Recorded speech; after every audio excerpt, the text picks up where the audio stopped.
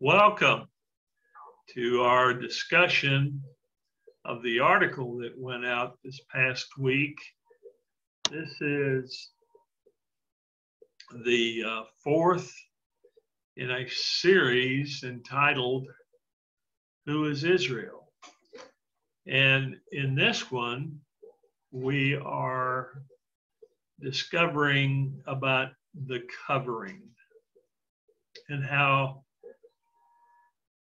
we who have become the body of the bridegroom cover the bride, the sin of the bride. And with me today is my good friend, JP. Speak, JP. It's better if I'm unmuted. Shalom, everyone. Shalom. And so, what did you think of this article? Well, it's to me, the articles are always interesting. I liked the way that you started it because you sort of did a review of the other articles.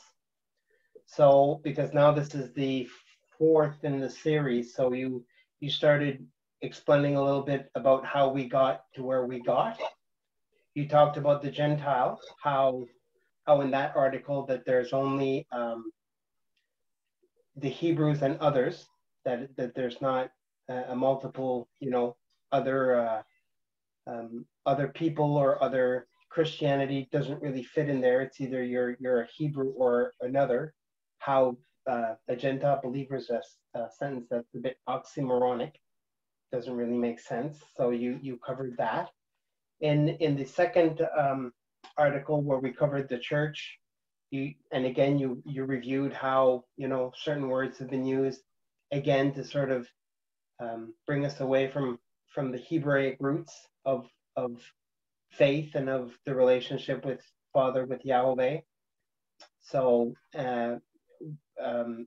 explaining the word ecclesia, meaning that it's the called out ones from the Assembly of Israel, not from Catholicism or Protestantism or stuff like that. And then we did the bride, which was and that was a big revelation to me, coming from again a bit of a Christian background. We've always called ourselves the bride, and going through the article and really looking at the scriptures, we recognize that we are the bridegroom, the people that have embraced the life of Yeshua and want to emulate his life, live as he lived. We are the bridegroom, and the bride is explained in, I believe it's Revelation 21, where they talk about the New Jerusalem and that being the bride.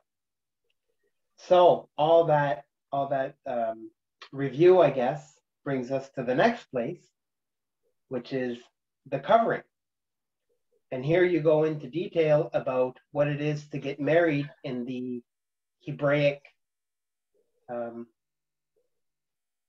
custom, I guess, how that happens. So that was of interest to me. So I guess to review a little bit, in the article, you talk about how different it is.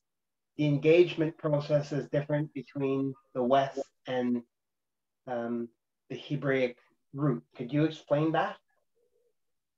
It's in the West, we call it the engagement. The Hebraic perspective looks at it as the betrothal. And with a betrothal, it takes place when the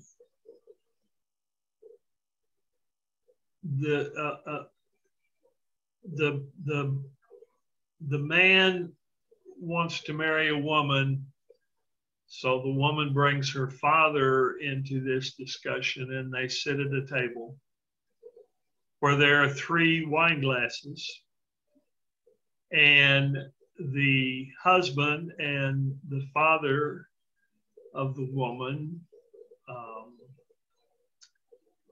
make agreements, whether there's to be a dowry or not, or how that all transpires. And once they make the agreement, they pour wine into the glasses. And if the bride doesn't want to be involved in that agreement, she turns her glass upside down, they leave, and nothing's ever said about it anymore.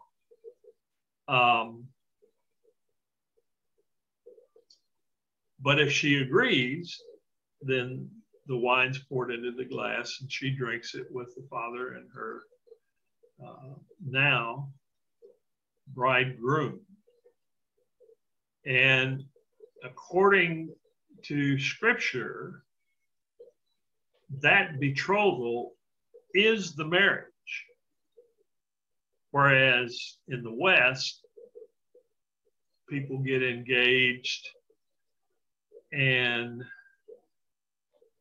they look at it more of a time to figure out if they're compatible or not. But that's not the Hebrew perspective. In the West, it's like a dry run. Yeah, you could consider it like that. But in the Hebrew culture, the betrothal is the marriage, and the only way that it can be dissolved is through the divorce process. And the Hebrew culture then says that the bridegroom goes to prepare a place for he and his bride. And traditionally, a sexual encounter does not occur until he finishes the place where they're going to cohabit, and the father comes and puts his blessing on it, and then the bridegroom comes like a thief in the night and whisks the bride away, where the friends of the bride chamber who have been helping him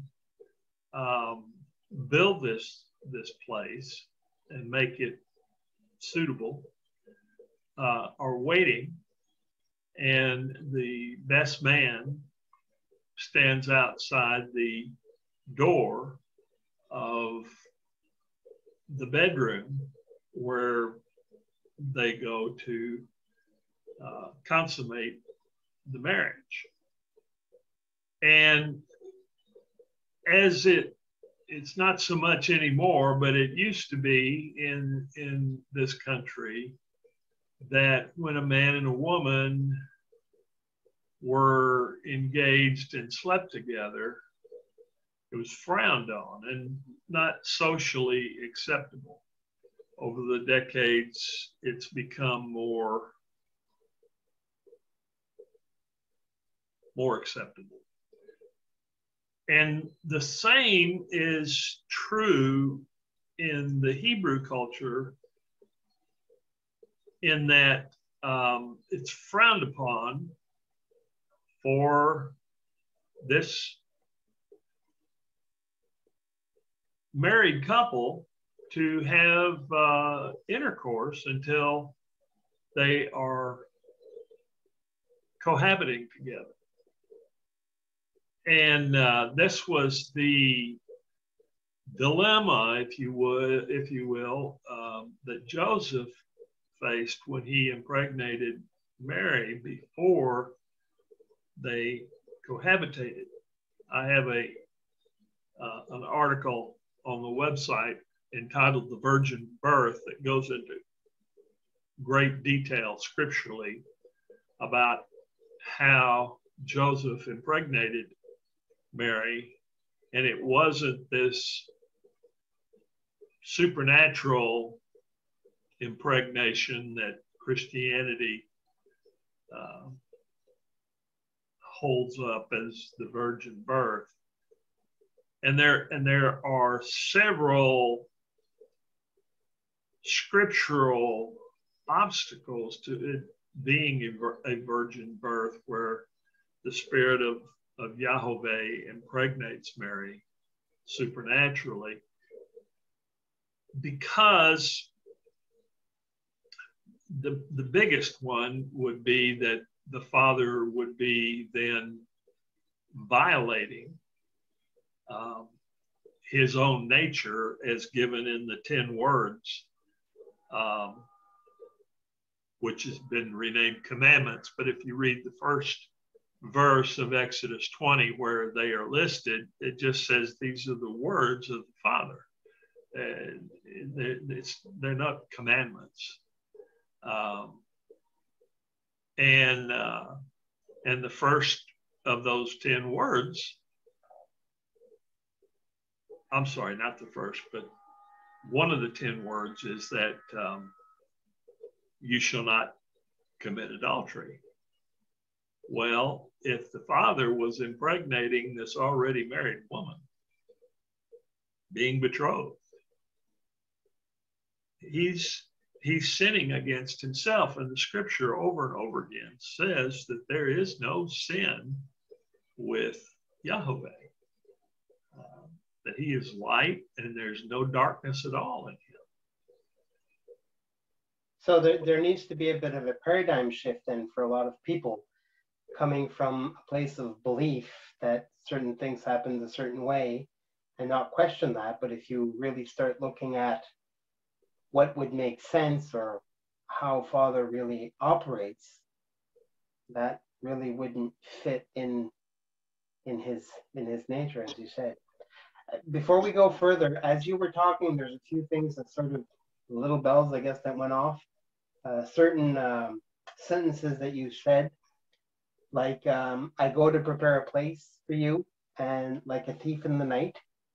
When you said those, aren't there other scriptures where Yeshua is saying that to his disciples, that that's what he's going to do, that he's going to, I don't know if he said a thief in the night, but isn't there somewhere where he says that he's going to go prepare a place for them? Exactly. And also in the epistles, in Paul's writing, the Hebrew apostle Shaul, in Ephesians 5, he discusses this relationship between Yeshua and his body. He likens it to the marriage relationship. And he says, when I speak of the marriage relationship, I'm speaking in mystery, because what I'm really setting forth here is the relationship between Yeshua and his body. And the mystery is that from the beginning, the Father says that a man shall leave his mother and father and shall go and cleave to his wife. And the Hebrew word for cleave there is davak. And the pictorial illustration of that word, remembering that Hebrew, before it became a formal language, was a series of pictures that, when put together, made different. Tell a story. Yeah, and the pictograph of the cleave, word cleave, is two sticky mud balls slapped together and fashioned so that there is no seam with it. And the Father says that these two, the mystery is that these two entities, the husband and the wife, as far as the Father is concerned, they become one flesh. This flesh, not spirit, but one flesh. when the Father sees this marriage relationship, he's seeing one entity, not two. Whereas in our natural observation, there's two distinct individuals, but according to the Father, they're one. And so when you also realize that within Scripture, there are no parameters set for a wedding celebration, that what constitutes marriage in Scripture is having sexual intercourse. And once that happens, you become one flesh. Shaul speaks of that in his letter to the Corinthians when he says, don't you realize that when you go sleep with a prostitute, that you're becoming one flesh with them? So when this sex thing is according from the Hebrew perspective, it's a very sacred thing. Today in our culture, it's just, people are extremely nonchalant about it. Yeah, and it's a pleasure thing more than it is this sacred bond. So when you look at all of these things put together from this Hebrew perspective, it puts an entirely different picture on this whole series of events. And again, like you said, it requires a paradigm shift in our thinking about these words and how what they actually mean, from these Hebrew authors that, every word in every book of this thing we call the Bible has been written by Hebrews that were influenced by this Hebrew culture and produced a uniquely Hebrew perspective, and was primarily addressed to other Hebrews who understood the nuances of the Hebrew language. And it is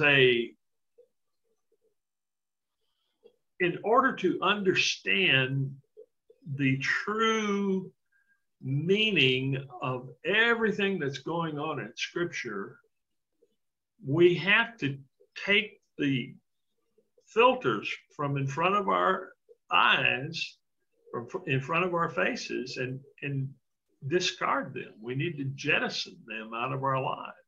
The tradition of men. There's only one thing that Yeshua ever pointed to that would nullify, make of none effect the word of Yahweh, and that was the tradition of men.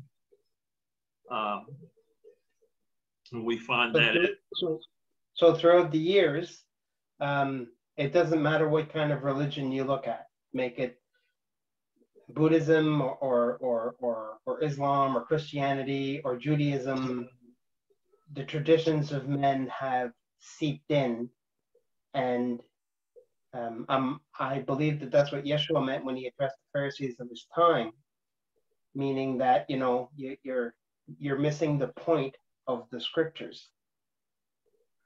Yeah, Yeshua never, he taught daily in the temple, but the Scripture never shows him approaching the Pharisees and the scribes and the elders of the temple to correct them.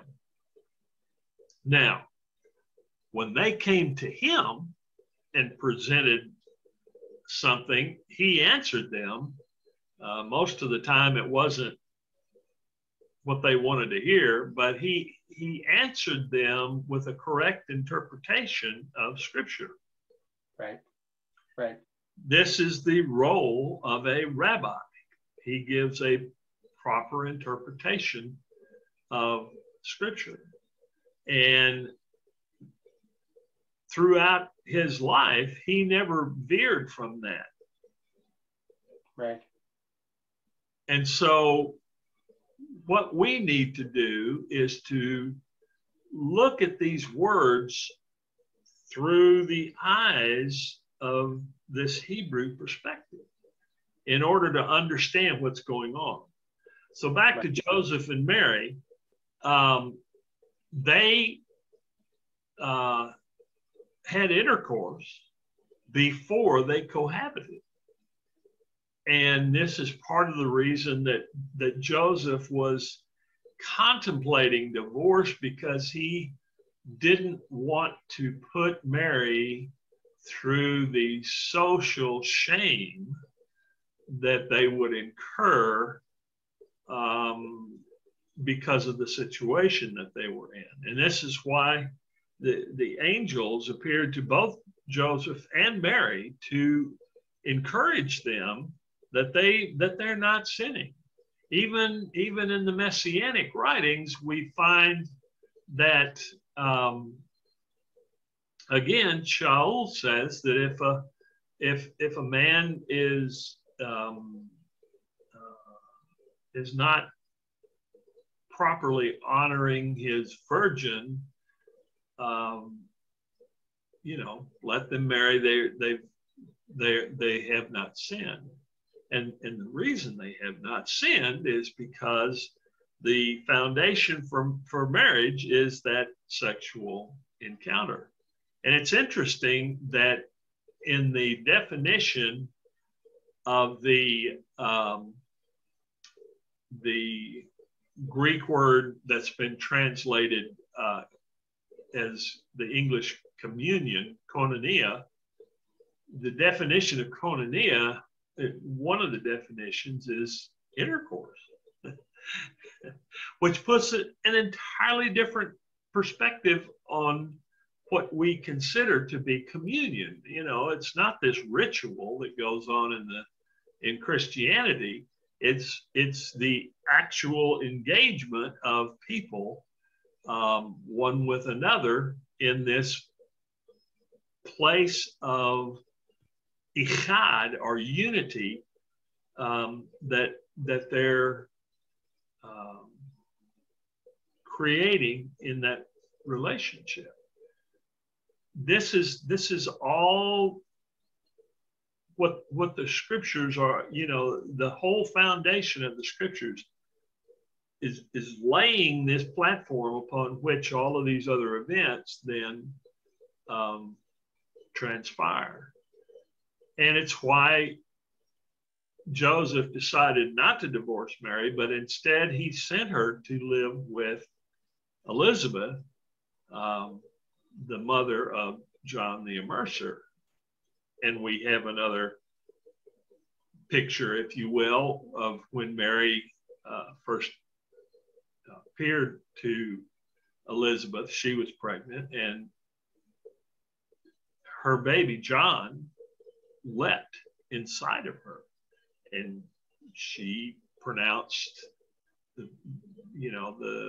prophecy to Mary that she was carrying the Messiah of Israel, something that all of these Hebrews had been looking for since the time of the first Hebrew, Adam. Right. Great segue, because in the article you talk about Christ, how Christ is mentioned obviously in all our Bibles. We know him as Jesus Christ in most translations. What is the difference between Christ and Messiah? Those two words. Well, the definition of the Greek word Christos, which is translated as the English Christ, is simply anointed one. So if you take that definition and you go back into the Tanakh, which has been renamed the Old Testament, you will find that King David was called the Anointed One. So he was a Christ, right? Right. And if I'm not mistaken, Samuel anointed Saul. So well, all of the kings of Israel were all anointed. And so what we've got is a clever misinterpretation of what Christos means, and it's with a small c. It's not. There's no capitalization in Greek as there isn't in Hebrew. So you have a verb being, because it's capitalized as Christ, now you have transformed an actionable verb into a noun and made it an entity. And this Christ figure, they changed the name of the Messiah spoken of in the Gospels as now he's this God, you know, and Christianity believes that Jesus was Yahweh incarnate, but that's not what the scriptures reveal. Every time Yeshua spoke, he always pointed people back to the Father. When they tried to worship him, he said, "Don't worship me, worship the Father." And he said he never did anything unless he saw the Father do it. He never spoke anything unless he first heard the Father speaking. And he was true to his role. We're told in Philippians 2 that he was born a man and that he was subject to every temptation that we are in every regard, which is how he has an affinity toward us, because as a man he was tempted in every way, and all of this picture that Christianity presents, it's a nice story and it's well put together, but it doesn't coincide with the actual words that these Hebrew authors wrote. In the first place, the contention that was going on in the time that Yeshua lived was not whether he was God or not. It was whether he was the promised Messiah to Israel, the kinsman redeemer to the house of Israel, who had come to redeem Israel out of the death and darkness that she had been conscripted to by the first Hebrew, Adam. And then from there, that was the I guess action, or that was the recognition. His role here was who was going to recognize that he was the true Messiah, who was going to embrace him as the true Messiah. And if you know, the religious people of the day weren't really interested in that, because they had a certain, if I understood the story correctly, they had a certain perception or idea on how he was going to come, meaning that he was going to be king and take over everything. Whereas his showing up was really who was going to recognize who he truly was.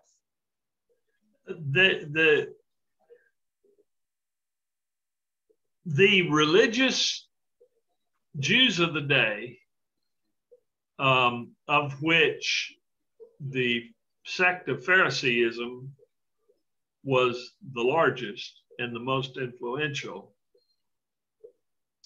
saw this Messiah in much the same way that Christianity is looking for the Messiah, the Christ today, you know, coming in on clouds and dispelling all the evil in the world and overturning armies and straightening everybody's bank account out. And, you know, it's very similar.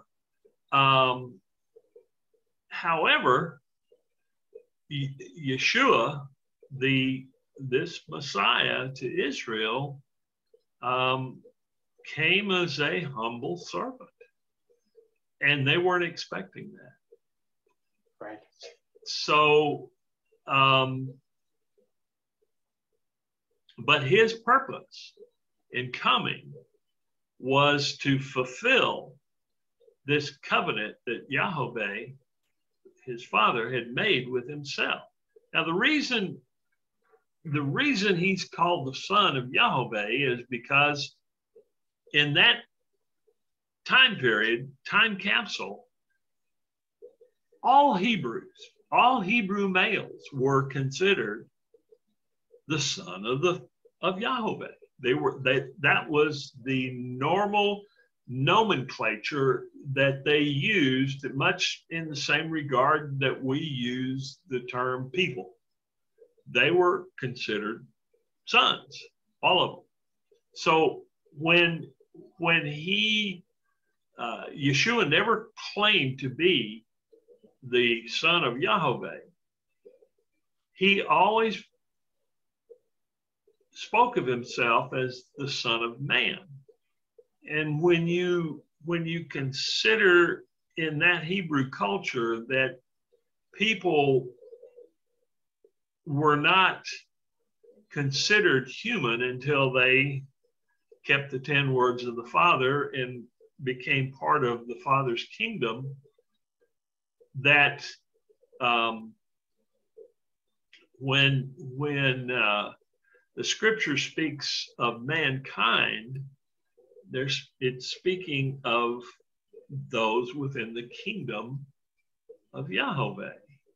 Because as we spoke of in earlier articles in this series,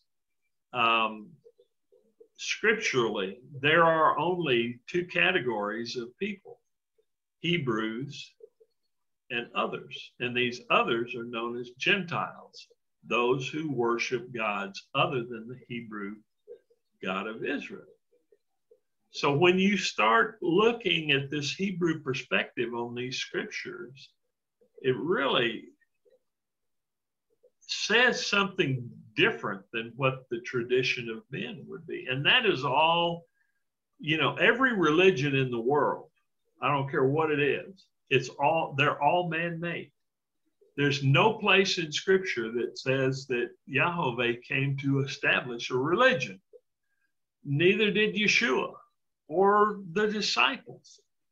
They were followers of the way of Yeshua. And in all of the statements that Yeshua made, he, as said earlier, he was always pointing people back to the Father. It's evident in the Lord's Prayer that has become a ritual recitation for Christianity, where it says, when Yeshua says, you know, this is how you pray to the Father, and it speaks of the place of Yahweh as that upper level spirit, and then everything else is how you approach that spirit. The 10 words are given not as commandments, but as instructions on how to reside in the presence of this consuming fire, the most brilliant of light, the purest of light that you could possibly imagine, that consumes darkness. Light and darkness are like life and death. There's no middle ground. You're either in life or you're dead. And this is the way Yahweh looks at people in the world. They're either in life, they're part of his kingdom, or they're dead. Now, there are many of those that are dead that are transitioning out of darkness into the light. They're on a journey seeking truth. And they have stated in some way to the Father that they want to know truth, no matter what it costs, no matter what it takes. JP, I'm sure you made that statement somewhere in your life. Oh yes.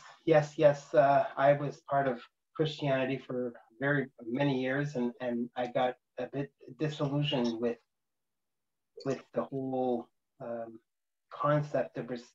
I just felt on the inside that there was something missing. Something was just, there was just something missing. And, you know, having had some spiritual experiences in the way that I grew up, I went to Father. I went to Father and said, listen, something's missing. I wanted to have, and my close friends got concerned for me because I wanted nothing to do with Christianity. I don't call me a Christian. You can call me a follower. You can call me a disciple. You can call me whatever it is. But to me, there was something missing. And then in 2015, I had an experience where he showed me how a lot of people were coming to him, wanting to know him on their terms, but not his.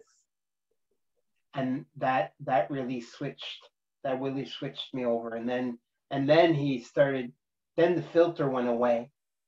The filter that you mentioned earlier, I guess, that it sort of fell off in front of my face or in front of my eyes. And then he started working just with me. Didn't show me any big truths or any big revelations, but started working with me, changing me from the inside out, teaching me this little revelation, that little revelation about myself. And then in 2020 is when he started saying, okay, now that you've sort of come into your own, if you want to call it that, forget everything you think you know about me, and I'll show you. And that's when a lot of things started coming together. And interestingly enough, that's when I was led to your website, and I was reading the things that you were writing, and they were just confirming what he had been showing. So for me, it was, oh my goodness, someone else gets this. And I mean, it's a journey. Everybody goes through a journey. We have our ups and downs, but I wouldn't go back. I love where I'm at. No. Now that being said, I love these conversations because it brings us all over the place. We strayed a little bit from the article, but it's great information. What we share here is information that people can sink their teeth into, and they can go search for it and find it on their own. So there's other articles that you mentioned, and there's things that if they've got questions about things, they can go to Father and find those other things. But for now, let's go back to the covering. And in the article, you talked about a chuppah. What is a chuppah? In the Torah, there are instructions given about how a husband has the authority to, if his wife sins, that he has the power, the authority to cover that sin and dismiss it, so she's not consumed by this light that we've been talking about. So when you consider that John the Immerser, when he saw Yeshua, said, "Here comes the bridegroom," in John, then you have to wonder, okay, if he's the bridegroom and there's no precedent anywhere in Scripture for somebody to marry themselves, then you have to question, well, okay, if he's the bridegroom, who's the bride? Now, I know Christianity has called itself the bride, but here again, I mean, if you're part of the body of Yeshua, then you are the bridegroom. The bride, there's two factions in the kingdom right now. There are those who keep the 10 words of the Father and embrace Yeshua as that kinsman redeemer, the Messiah of Israel. And the other faction are those ethnic Hebrews who have kept the 10 words. Throughout Scripture, it talks about this remnant set aside purely to Yahweh, to do his purposes. If you recall, Elijah was crying out, that he was alone and there was nobody, and the Father spoke to him and said, "I have 7,000 that you don't have any knowledge of." He was speaking of that remnant. And so this remnant of Hebrews, ethnic Hebrews, who righteously keep the 10 words of the Father, but they haven't yet recognized Yeshua as that Messiah to Israel. Now, in the Tanakh, the Father expressly makes a commitment to these Hebrews that he will not forget them, abandon them, or cast them aside. And they are the bride that we as the bridegroom have the authority to dismiss that sin, to cover them. In every Hebrew wedding, it's traditionally done under a chuppah, and the chuppah could be, an ornate linen thing, or it could simply be the tallit of the bridegroom that is spread out over the couple. And we, as the bridegroom of the bride, are covering their sin of not acknowledging Yeshua as the Messiah of Israel. Because the Scripture clearly says that it's only through Messiah, through Yeshua, that we come into the presence of the Father. And so we have the authority to cover that sin until Shaul says in his epistles that in Romans, I believe, that they're temporarily blinded. They can't see Yeshua yet. And until that blindness is removed from them and they see Yeshua as that Messiah, so that they can then embrace him as we have, we are covering. We are the chuppah to the bride. We're covering that sin. So that's why the religious people of the day were so upset when Yeshua started forgiving sins. They really got upset with that. But that was part of his role as Messiah. And if we go to the symbolism of the bridegroom being able to forgive the sin of the bride. And Yeshua also said, if I'm not mistaken, that they missed their day of the day of their visitation.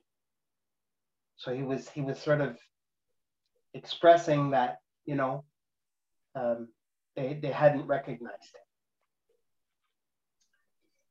And so all of this is taking place, and at some point, the blindness will fall off of these ethnic Hebrews. They'll see Yeshua, they'll embrace him for what he is, and then they become ichad with the Father, just as we are. In John 17, Yeshua prayed that first for the disciples, that they be ichad, or one, or in unity with the Father, just as, in like fashion, in similar manner as he is one with the Father. And then further down in verses 20 and 21, we find him saying that not only did he pray for the 12, but also for anyone who would believe on their word, that they become ichad with the Father, just as Yeshua is ichad with the Father, and as that they become ichad with one another. So when that happens, what we're seeing in Revelation 21, where the scripture says, here's the bride of Yeshua, and we see this city that is not coming down from, but out of this heavenly place. And we're told again in the Tanakh, in Isaiah, that heaven is Yahweh's throne. So wherever Yahweh's throne is, that's where heaven is. And on the day of Shavuot, which the Christians have renamed Pentecost, it's the Feast of Oaths, and it's when the covenant that Yahweh made with himself was fulfilled by the breath of life because of the resurrection of Yeshua and him reopening that place of intimacy with the Father where we become ichad. That breath of life is spread across all mankind. Again, understanding that mankind are those within the kingdom of Yahweh. And first with the 120 that had waited on him, and then it said that whatever was happening was a physical event, so much so that 3,000 that day joined, became followers of the way.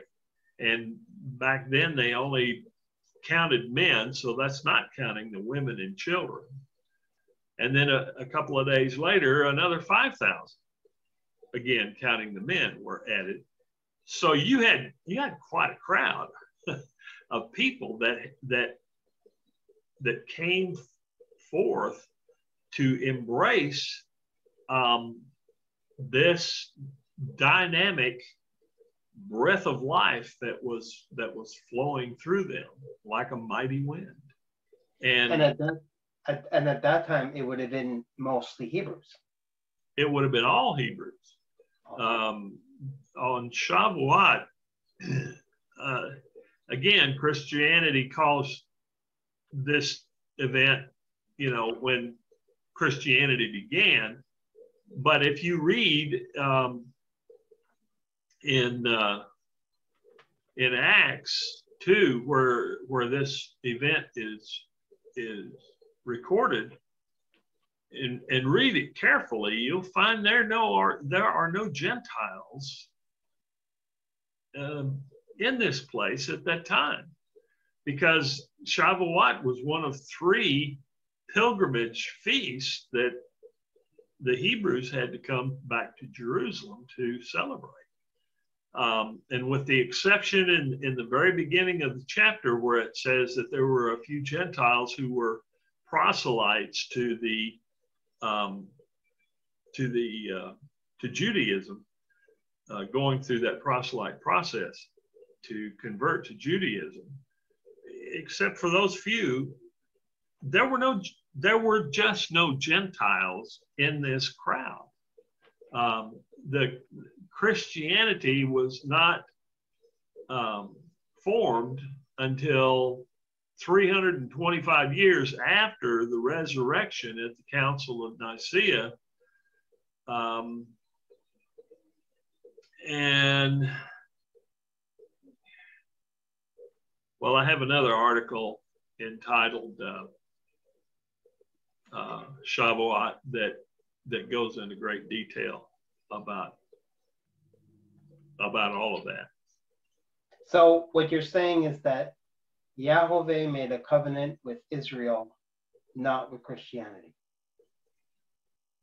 He made a covenant with himself to be faithful to extract his family out of this place of death and darkness that they had been conscripted to by the disobedience of Adam.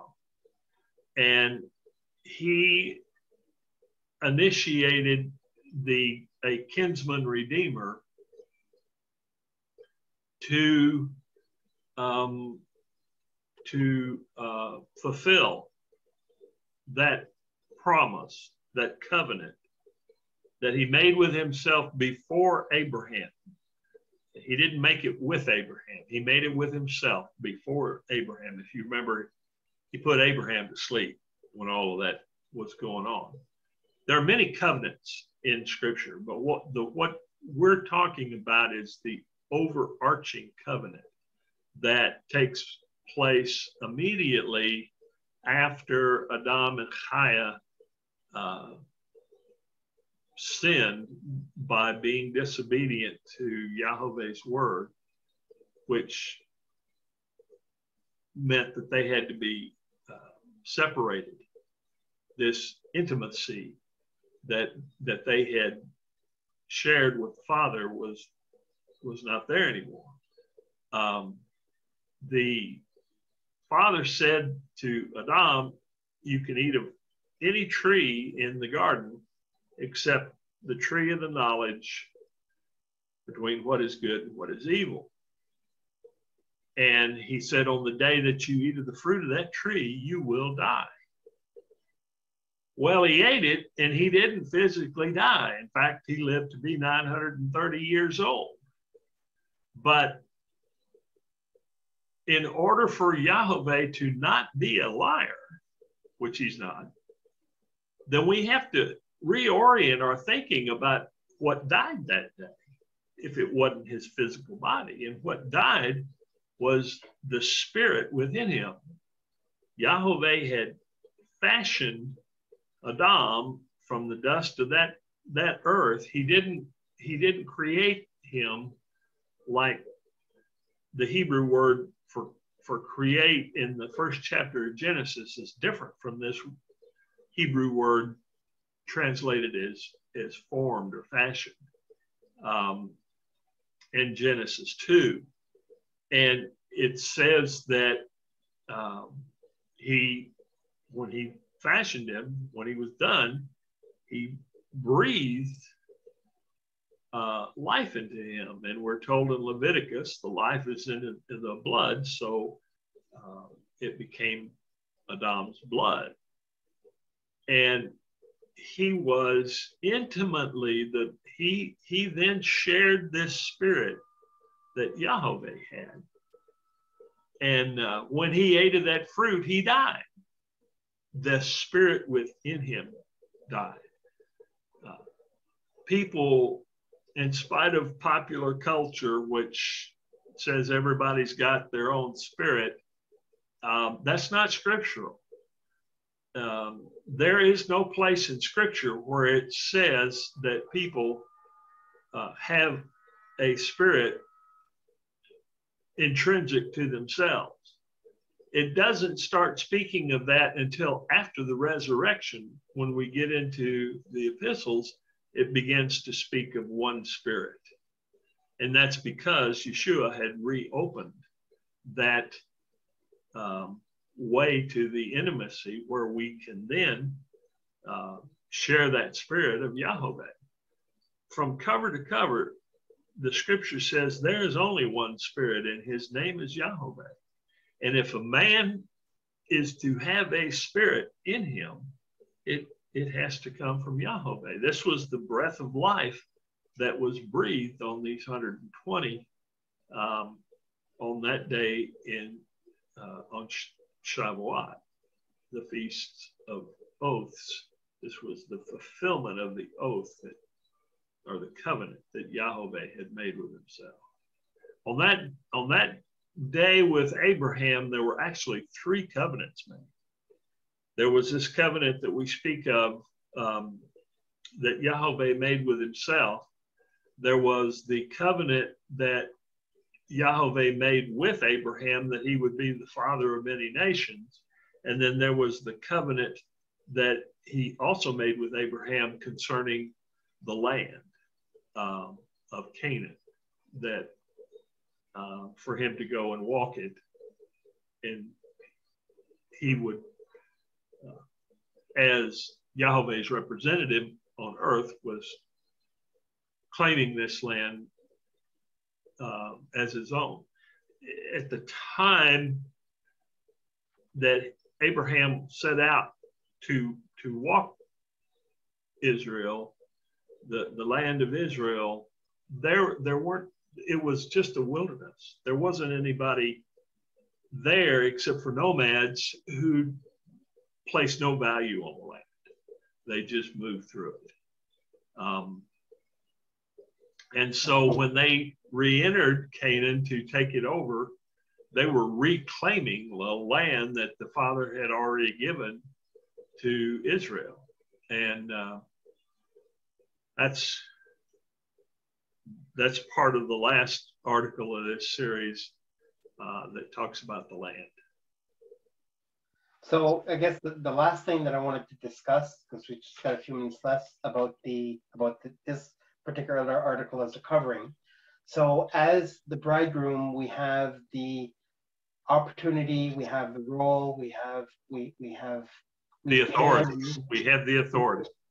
We have the authority to be able to cover our bride, or cover the bride. Cover the sin of the bride. We absorb it. And the same way Yeshua absorbed sin.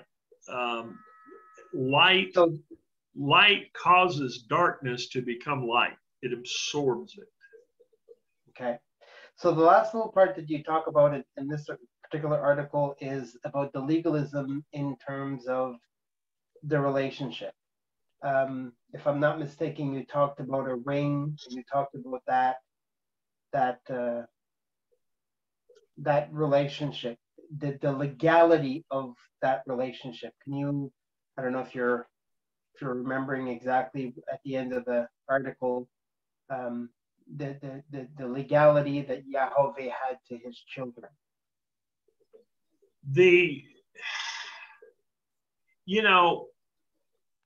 Up until the late 1800s in this country, a marriage certificate was non-existent. Abraham Lincoln didn't have a marriage certificate for Mary. I think that was her name, his wife. It only came about in the late 1800s when governments recognized that here is another revenue stream, that they can essentially tax people to be married. But it's nonsensical. It's like trying to receive a certificate for breathing air. You know, it's a part of life. It's not something that is abnormal to life. When you have intercourse with somebody, that's marriage. You know, people ask me if I'm married. I tell them I have 2 wives, because the scripture also says that once you're married, don't let any man think that he can cast that bond asunder, because it's not something that is regulated by men. It is a natural function of life.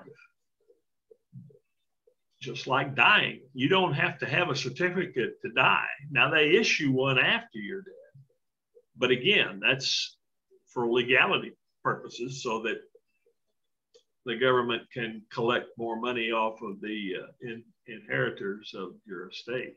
But to breathe, to walk, to be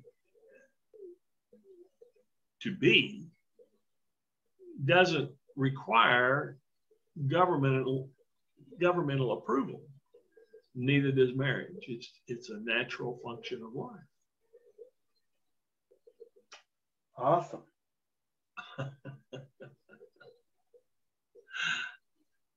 The government has its hands in a lot of things, probably, that it shouldn't, but that's I guess that's another topic. So again, we've covered the article. We've veered off a bit, but that's always interesting little rabbit trails that we take. It's information, it's knowledge. It's, you know, there's a scripture that says, my people die for the lack of knowledge, but also they die for rejecting me. So, you know, there's 2 facets to that. There's accepting or the knowledge, and there's also accepting Yahweh as he is. So like I've said before, you know, this article's full. People want to read it, and you can follow other links and get other information, but it's always very interesting chatting with you and having these discussions. And if anybody watching this has any questions, my email address is at the bottom of every article, and it's on the main page of the homepage of the website. You're welcome to send me an email and stating your question, and I will respond to you. It may not be immediately, but I will respond. And so thank you for watching, and until next time, Shalom. Shalom. Shalom.